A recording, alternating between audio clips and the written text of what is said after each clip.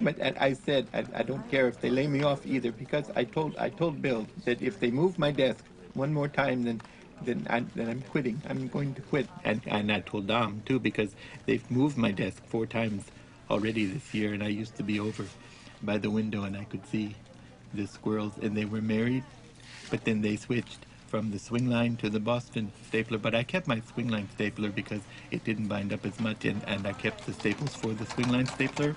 Okay, Milton. And oh no, it's not okay because if they make me, if they take my stapler, then I'll have to I'll set the building on fire.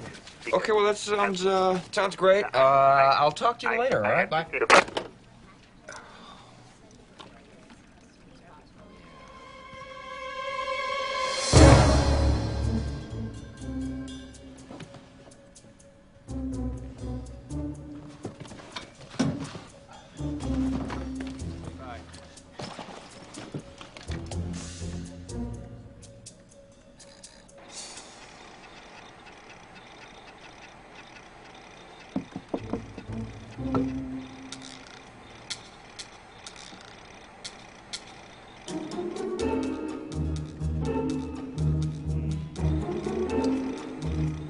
Come on.